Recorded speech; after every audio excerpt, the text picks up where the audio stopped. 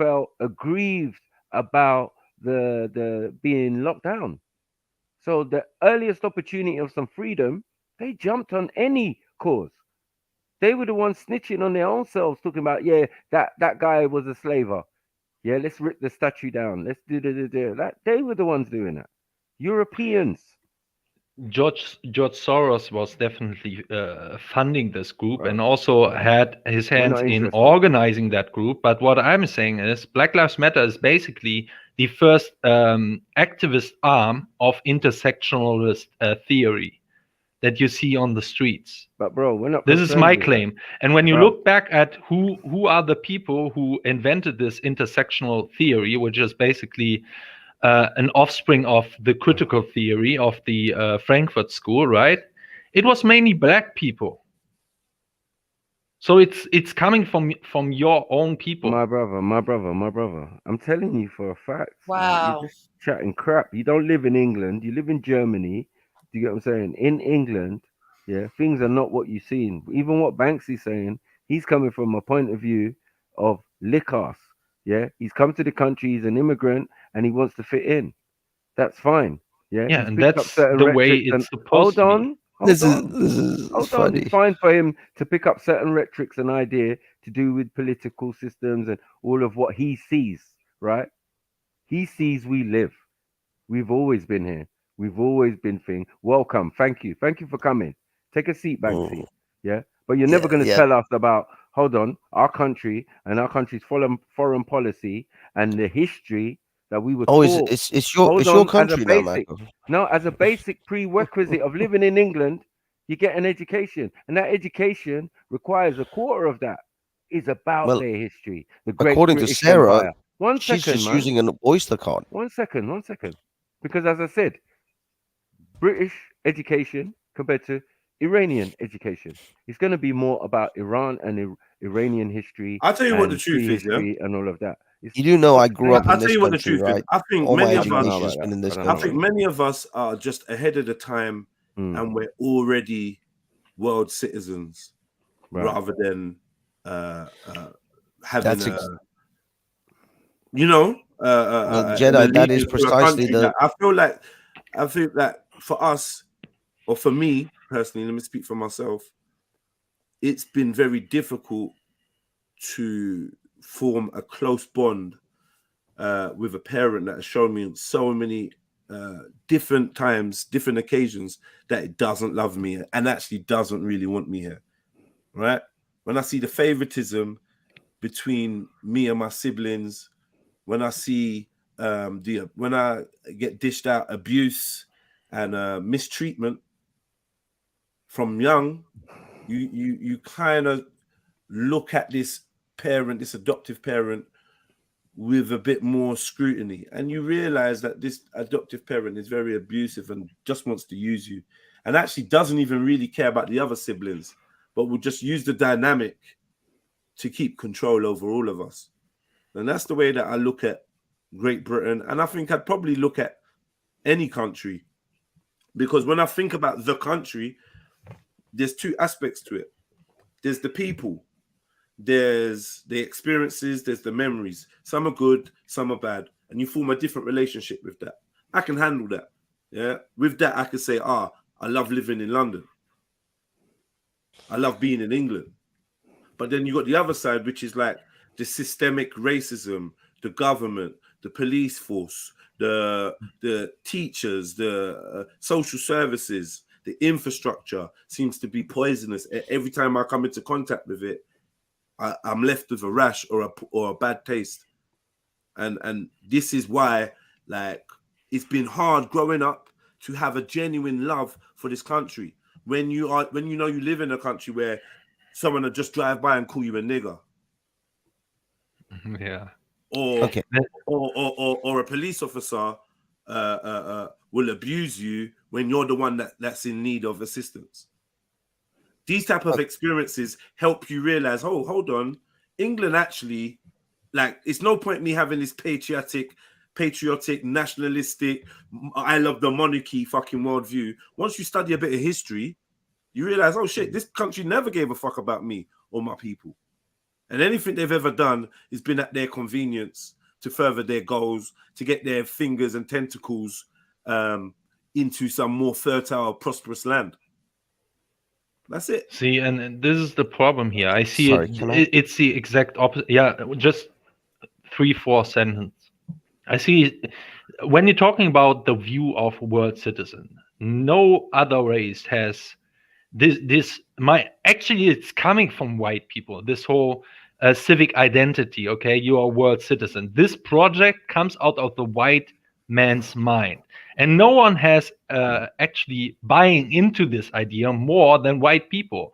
And if you're having a neutral view, you would see that other groups are way more ethnocentric, are way more tribal than white people. White people want to just be left alone, the average white people, and that they want to be seen not even as white. They even go out of their window of being seen white. It's only because they're always addressed as white people that they now have to defend themselves and have to form. This is why I'm against civic nationalism. Banksy and Jupiter are both civic nationalists, but Banksy already has basically come to the conclusion that this is the reality. What the ethno-nationalists have been saying is that the majority of people are not capable of the civic nationalist identity of world citizenship or being a people like a cosmopolitan people. The vast majority are tribal. They put their group first, and they are just using the system. This is the funny thing, actually, Arundel. Sargon of Akkad actually has given a lecture on the international man and the fact that he has no loyalties and he just moves around hermit-like wherever he lives. He lives, and he has no loyalty to anything, to anyone, versus the person who actually cares about the blood and soil of his people, the place where his people and ancestors walked for thousands of years. There are people who actually still remember those people. Yeah, that's not you, their nation. That's no, that not is you. me. No, that is you don't me. give a fuck But about your ancestors and your people. No, my ancestors. Shut up, man. I give You it. don't give a Well, fuck. Shut up, this man. is the You're not thing. English. This is You're the thing. describing This is the thing. Jedi. The It's problem not with you. The problem is that No, I you do don't care give a about fuck my about Iran. people. But this is the fucked up thing, Jedi. When you talk about how this adopted parent leaves a Do you bad care taste about in your Iran? mouth. Do Listen you to care what about I'm. Listen. That Do you care about Iran? little heartfelt you? lecture that you just gave. Do you care about The Iran? problem is that you don't actually realize that Banksy, what is man. even Do you worse. care about Iran? Come on, man. Jedi, I didn't interrupt you, and you keep complaining about being asking you. interrupted, and yet Do you now care about you are Iran? Be real. consistently interrupting me. Yes, real. I do care about Iran. Can I please finish what I'm You about to love say? Iran, yeah? What you just said about how this country has called you an N-word occasionally, or the police mistreated you, or this and that, and you felt that your adopted parent doesn't really love you, and it was so horrible. Now, the fucked up thing is, imagine that happening to you in the country of your origin, in your own country, where there is no other place. This is not an adopted country. This is the country of your people for thousands of years. You can even trace your own fucking history back, Bees like that, if not man. hundreds of years, and you are being treated I'm not a worse. nationalistic kind of You're guy, being innit? treated I'm a worse. people person. But this is the thing, Jedi. This is what I'm trying to tell you, is that I've been treated like that worse in Iran than I've been in this country. I've been treated by the police and the system worse than that in But you Iran understand than what I've I'm been saying? here. And I have to stand and say, I don't even have anywhere. I can't even blame racism. I don't have any scapegoats. This is just my people who are just shit. My people are just shitty people, and they treat people like shit. They treat their own just as bad. So you see, you can go ahead with and carry a chip on your shoulder about how this country's racist. The way you feel But about I can Iran, tell you that Iranians have treated Iranians worse than I've ever been treated by an Englishman in this country. but that's you. That's That's how you've the been difference. treated. You don't That's know how the I've been difference. treated. But this is the thing. You keep saying, you keep saying, you keep no. Listen. Let me just finish. You keep saying that this adopted family has treated you badly, and yet you've never once said to me, "I've walked in the streets of Nigeria, or I walked in the streets of Congo, or the streets of Ghana, and I felt like I came home." Listen, Banksy, it's no need to do the Olympics thing. You win. You had it harder in Iran than I had it in UK. You win. One man's floor is another man's ceiling. We can't compare the two. Yeah, they're different experiences in different places, and I feel it for you, and I understand. I empathize with your mistreatment and mistrust of the structure. I get it. You probably love some people out there still, but the structure is fucked up. The police is fucked up. The government's fucked up. And I'm kind of saying the same thing about London. And I know that they're saying the same thing in Nigeria. So I'm not under the illusion that, oh, if you go back home, it's all peace and love and the government love you and everything's fine. No, I've had bad experiences abroad as well, in my homeland. So I understand firsthand. I've had experiences too. But the problem is, you see, I don't know if you recognize, I feel it's 100 times worse when it's in the land of your own people. You're like, motherfucker, this is my fucking house now. Yeah. This is my house, and you're treating me like this. Yeah. Let alone if I'm in England and an Englishman turns around and says, "You foreign asshole," or "You go back home," then I'm like, I have to literally lower my head. I'm like, fuck it, I'm in their fucking country. I'm not in my country. But when in your own country you're being treated like shit, that burns, dude. All right. But listen, now you know how mixed race people feel when they say they feel rejected by one side and the other side, and they don't fit in. It is what it is. You come to a realization that the system, the worldwide system, is fucked, right? And the people are at the bottom and at the mercy. And that's just what it is. And this is where you come to realize law enforcement mainly is corrupt and fuckeries and doesn't serve the people. You come to realize that it's a natural conclusion to draw to. It's what it is, man. So you become critical and skeptical of law enforcement, government systems, and you scrutinize them. You take a closer look. You don't fall victim of patriotism or nationalism, and you more love the people. And this is what I'm saying. I love the people. I love people in London. I can vouch for white, black, Chinese, Asian, all of that. I love my friend circle. It is like completely multicultural. I love my black people, my Africans, my Nigerians, my Igbo. I love all of that. I just tell the truth about the country. And when I talk about the country, I'm talking about the infrastructure, the institutionally racist system. That's what I'm mainly describing. Individuals, I deal with them on an individual basis. Yes, I know there's swaths of people that are racist and unwelcoming, but there's loads of people that ain't. It's a pick and mix in London, especially in London. I'm grateful to be in London and not somewhere in the north where I'm in a more isolated fucking position, because then it'll be peak. The experience of the UK is different. As soon as you come out of London, it's different, boy. Look, I agree. Maybe for you, I mean, I have to definitely put this out there. I have, I guess, what would be considered skin privilege, because my skin tone doesn't immediately highlight me as an outsider. Because when I go to Devon, a friend of mine lives in Devon. When I go there, that is the whitest fucking place I've ever seen in my life. Okay, there's like one foreigner in Devon, and then two when I arrive. That's literally all I know, because I know a friend of mine who's Iraqi that I go because he lives out there, and I think we are the only Middle Easterners in that entire region of the fucking country, by the sounds of it, because we're treated like fucking exotic animals. It's like someone brought a fucking panda bear to town. So yeah, I get it. When you go out of London, and especially places like Devon, it's incredibly white and incredibly English. But I've never been treated badly, and I've never met more kinder people than anywhere else. Just so welcoming. People are actually nice to you. They talk to you in the streets. In London, you look up at someone look at someone in the eye on a train, and they'll fucking bound to stab you. I feel far more intimidated and isolated walking around London than I ever did in Devon. Was you ever there for Darky Day? I don't think there was such a thing. Oh, is there such a thing? Yeah, there is. What do you mean? With a blackface. And you know about the blackface, don't you? I don't think they. I've never seen it. What do you mean blackface? As in, like, here we go. Look it up, man. What the fuck, man? In Devon, they have Darky Day. Fucking Devon. See, I don't know if someone like me will not have the same experience in Devon.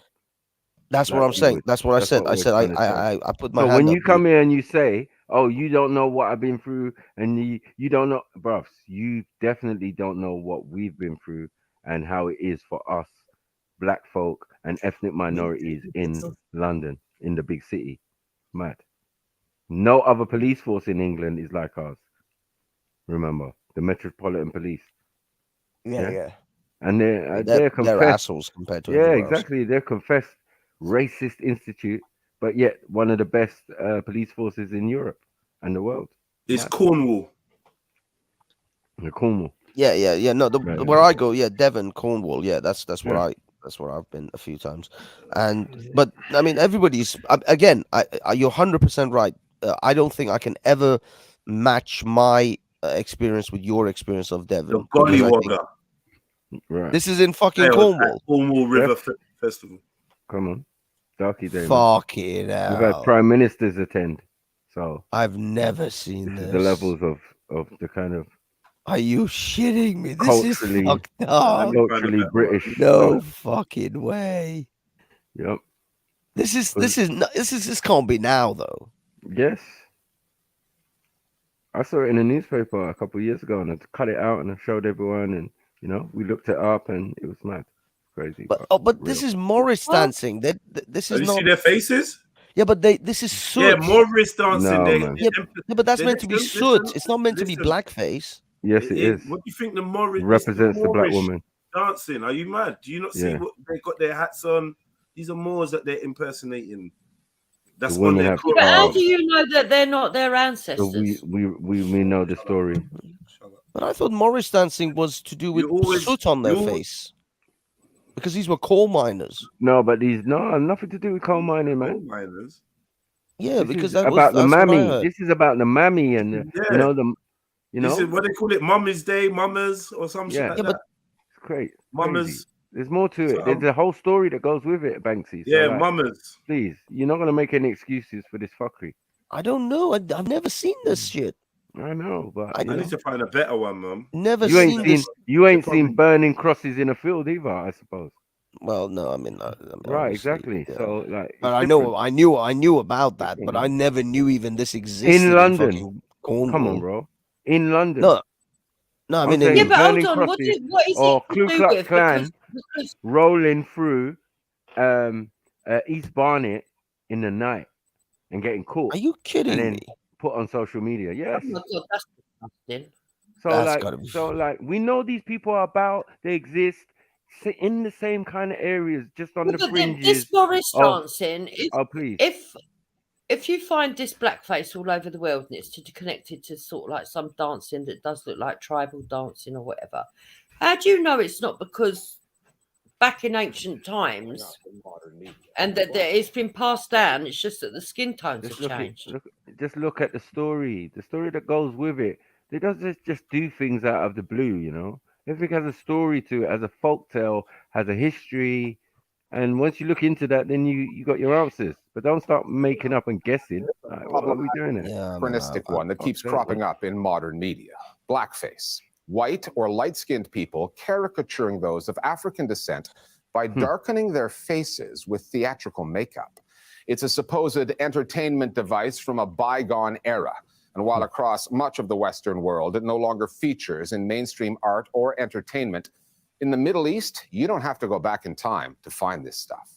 Blackface and caricatured depictions of Black people still go out on the air, and in most cases, they are not even seen as offensive, particularly in Egypt, which is home to a sizable Nubian minority, Black Egyptians who originate from the southern end of the country or from northern Sudan.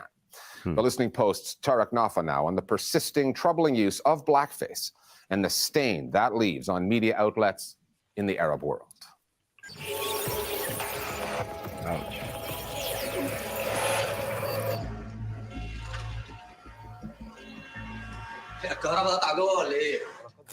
It is crude. ايوه بس هو مش بيعجبه جمالي، هو بيحب النيجرز. استغفر الله. It is offensive. هو انا جاي البيت ده المزاجي ولا عشان احرف فيه عبيد؟ And it's ugly. In the Arab world, racist depictions of Black people are rampant. and the use of blackface is rife. Nah, fuck's sake. Black people are routinely cast into subservience, playing servants, prostitutes, or they're shown as straight-up objects of ridicule. عندما تتكرر أو ما تظهر هذه الصورة. When we watch TV shows or movies, black people are always inferior. And blackface is an inferior, negative, and racist concept, which should not belong in the Arab world. We almost never speak about this segment of Arab society, black people. Firstly, because they never get to speak in public spaces. The black person is a citizen in the Arab world, but an invisible citizen. Why? Because power made him invisible. The Arab world is entirely self-righteous. We would never admit that we're racist. Lebanese would never admit they're racist. Libyans, they would never admit they're racist. Even people from Sudan, they would never admit that they're racist, like against their own black people. And so it was only through, like reading and being exposed to media, once I realizing, okay, something really awful going on in here. Blackface is a practice rooted in the 19th century United States. White actors blacken their skin to mimic enslaved Africans on southern plantations, creating a stereotype of lazy, ignorant black people. How blackface entered the Arab mainstream is not certain. British colonizers are thought to have brought it to Egypt in the 1880s. Be it in the Middle East or in the West, blackface is rooted in slavery and racism, reinforcing a toxic notion that blackness is at best a joke. From Western politicians to media personalities, I mean, truly, political correctness has gone amok. To even a jumper designed by Gucci, blackface scandals are all over the news. Social norms have moved slowly by comparison in the Middle East. Things are changing, however. Take the case of Shaymat Saif, a star on the Arab world's most widely watched media network, NBC. A skit she performed earlier this year caused a storm online. Shaymat Saif is sitting in the front of a van, and she's speaking it's not comprehensible Arabic, it's not comprehensible anything. It's this awful, overly sexualized nonsense dialect that is an attempt, I think, to represent the Sudanese dialect, and it's very offensive. In the other video, there is Shayma with purportedly her little boy, who constantly has to go to the bathroom, and she has him urinate in a jar, and when he does so, people are horrified. I cannot imagine a woman wiping the urine off of her hands onto other passengers. It just wouldn't happen. So this idea that the Sudanese are uncleanly and they don't care and that they have no hygiene is also quite racist. I saw the video and I don't have a problem with it, to be honest. Art uses these things. This doesn't mean people shouldn't be bothered by it, but as long as the intent behind it isn't to offend, then it's okay. Directors, producers, and actors use blackface to entertain audiences, but that's because society already disregards these people. So in the eyes of the director or producer, they look at what makes people laugh and what they respond to, and they use it. They're not concerned with improving public taste. They just want to make money fast. And how do they make quick money? By making people laugh. Underpinning this racist form of comedy is a deep social amnesia, a denial of a history of slavery. Between the 7th and 19th century, Arab traders captured millions of African slaves and shipped them out of the continent. Slavery was not formally abolished in the Arab Gulf countries until 1970. Many contend a modern form of slavery still exists there today. The Arabic word for slave, abd, is commonly used as a racial slur. The Middle East history of slavery, the casual racism, particularly against Sudanese or Nubian people from the south of Egypt, and the depictions of black Arabs on screen are interwoven. But, as many Arabs often say, the context is different. Is it really fair to compare Arab slavery and blackface with their Western counterparts?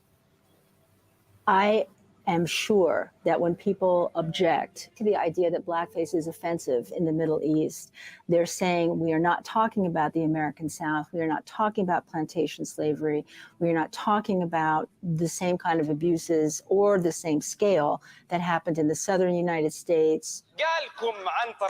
However, the slave trade in the Middle East was huge, and the cultural impact of this slave trade has everything to do with blackface in the Middle East. Nobody has ever discussed any of that.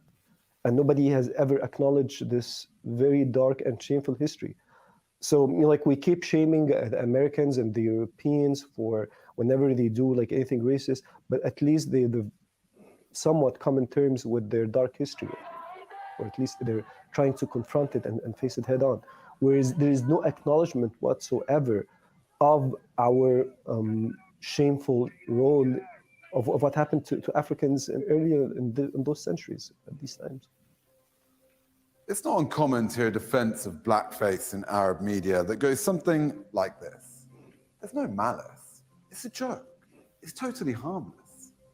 The holes in that argument are too numerous to list, not least that black people aren't in on the joke. They're not even represented on screen. And the misrepresentation of black people has consequences off screen in the real world. العالم العربي بيحتوي على ثقافات وديانات كتير طبعا. In the Arab world, we have a range of skin colors from black to very pale white. Our preferences as Arabs, which align with the standards around the world, is that the whiter someone is, the more attractive they are. I have personally received a lot of comments, like, the night has come early, or I get called Shikabala. Shikabala is a black footballer, and I shouldn't be offended, but the name is used in a derogatory manner to offend me. There are lots of sexual remarks related to black stereotypes. People have pulled my hair, spit on me, and thrown things at me. People talk about me as though I don't understand Arabic, as though I don't know they are commenting about me. مش عربي يعني بيبقوا بيتكلموا عليا بشكل واضح تماما. In mainstream media, no, I do not see a conscious decision or like a conscious measure that has been implemented to change the perception of blacks. I mean, I do not remember seeing an African character being cast even in a periphery role in any Arab mainstream TV or film. I think that is very indicative because any culture acknowledges its minorities no matter how small they are. And I think it also stems from the fact that we have no writers. We almost have no critics who actually like continue to talk about like these issues. The black person's image in the media and in the Arab world's psyche won't change for the better as long as black people themselves keep being silent. Nothing will change because the people who create these images are the ones who are in power, leaving the black people on the sidelines. I say that the black man needs to fully participate in the change, like what's happening in the United States. When the black community realized they were underrepresented in white TV, they made their own channels. They imposed change on society, which is far from being the case in the No, they didn't. No, what are you talking about? They didn't. But yeah, I get the point. It's funny though, man. All around the world, man. All around the world, people got that view. It's crazy. But yeah, must be imagining it. Must just be victim mentality. Isn't And you never see shit like that. Arabs, like most Arabs won't ever say some shit like that. Like, oh yeah, you know they do that. Yeah, I see people in the like, oh my god, for real. Disgusting behavior. Is Banksy speechless? Oh, my. No, dude. I was just looking for something else. No, I mean I've seen that sort of stuff, but that's It's just comedy, isn't it? That is the Arab world for you. They still don't give a shit. Dude, I did a whole stream about how they're selling Cameroonian women, cleaners and maids and stuff on fucking Instagram. I did that expose like I think last year, even year before. Nobody gives a shit. Tekia Watch was the first person who brought it to my attention. I don't know if you guys know who Tekia Watch is. But they've got slave markets in Libya right now. They literally have slave markets where they've got people's legs wrapped around wheels of cars. You know, the inner wheel, not the rubber tire. And they're Didn't shackling Tekia them. watch where the woman was pushed off the balcony? Yeah, that was the one. That was part of the BBC. The BBC did a whole thing. That was 2-3 years ago. The BBC did a whole report expose on it. There's two different apps. One is Instagram, and one's an Arab Dubai sort of exclusive. I think it's a Dubai or the Arab Emirate region exclusive app, where they sell and buy these women. And one of the people that the British the BBC reporters went to buy one of these girls from, she was like 16 or something. The guy himself was a police officer who was selling the maid. Was selling the people. Who was selling the maid, yeah, to these couple. They said, "Oh, we want to, we need a maid for blah blah." They made some, excuses and stuff. And then there's X-rays of these maids where they've got nails, like nails, in their arms and legs, hands and feet. Sorry. And they did that to them for punishment. They wouldn't let them rest. They don't give them any days off. It's horrific. It's absolutely horrific. This is happening now. This isn't like some yesteryear shit. You guys worried about blackface? I'm worried about poor women who've got nails in their arms and legs. Pakistan, there was another video of this Pakistani or Bangladeshi taxi driver who said something. I don't know what he exactly said in the car during the conversation about the Emirate king. And this Emirate guy was just smacking him around the face. It's like, what did you say? What did you say about that? And he's like, I'm sorry, sir. I'm sorry, sir. And he was just smashing him, this guy. He was just smacking him around the face. They treat these people like shit. They treat them like shit. In Dubai, I went to Dubai for a short spell. And there was this sort of Filipino nightclub. And it looks like a normal nightclub. It's got a live band and everything.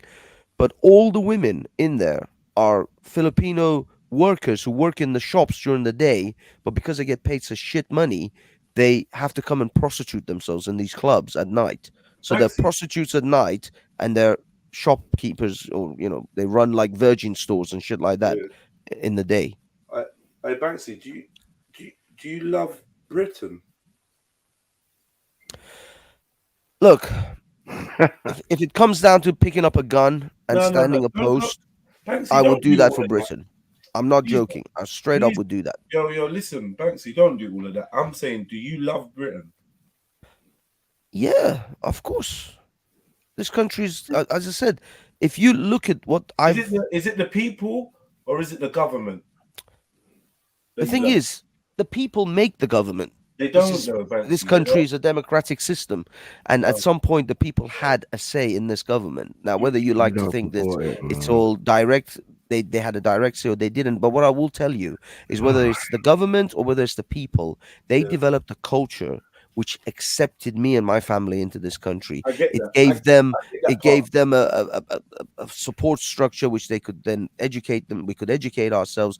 My mom managed to put a roof over our heads and feed us and just generally take care of us 1,000 times better than if we ever were in Iran. My friend, let me just give you one example. My friend's family, his mom, just one, literally. I'm trying to get somewhere. That's why I know, but let me just give you this one example. My friend, his father and his mother have worked in Kuwait for 45, 50 years, and they diligently lived in Kuwait their whole lives. Never got a Kuwaiti passport. They are still considered Palestinians, and they never have citizenship in Kuwait. And in fact, when my friend's father died, now his mother has to leave Kuwait because she's not going to get a renewal visa because he doesn't work for the corporation. His father, was the one that got the visa for work. This is after 40, 50 years of living and working in Kuwait. This is how they treat you. And this is another Arab. Whilst in this country, my friend's got a full British citizenship, full British rights, only after 20 years of being here. That's the difference. Yeah, I wasn't even going on that route, but you just killed it. I know. Sorry, but carry on. Go down. Go back to the road that you were going down. I just wanted to know about like where it stems from, because it's like do you vote? Yeah, sure. Right. So, do you vote because of the policies that the people say they're going to put in place, or do you vote because historically you vote Conservative or Labour? Or what is your vote based on? Well, I'll tell you what. I have voted Liberal Democrats. I've voted Labour during Blair's time, and I've also voted Conservative. So my politics are not set in stone, and I've never always been a Conservative. In fact, for a long time, I was a Liberal Democrat. Have you ever been they betrayed us? Unhappy with the government? 100% every time. That's why I've changed my vote so many times. I haven't voted for the same party. I would say. So every time you vote for someone, couple of times, they disappoint you, and you vote for someone else. Look, the system is not perfect. Would you say your vote is working?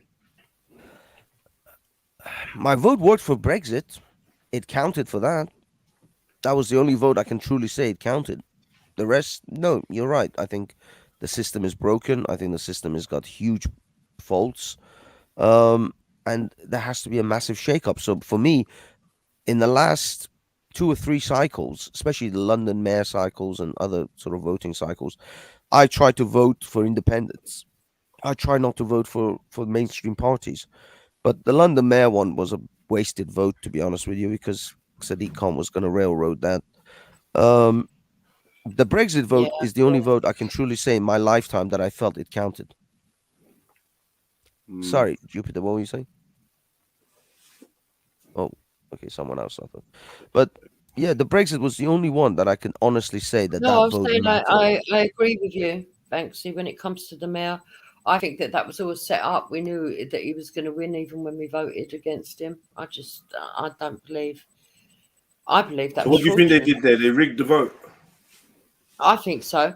You do know that they're looking into him for using his platform illegally and stuff. I can't remember what it was, but he did something against party procedure policies. Yeah, but the thing is, with the demographic changes in London, I don't see how he could lose. I mean, he panders clearly to the Muslim vote, and they have a huge I've heard a voting lot of bloc now. Muslims say that actually they don't actually want him in power. I've heard on these channels. I've heard a lot of people.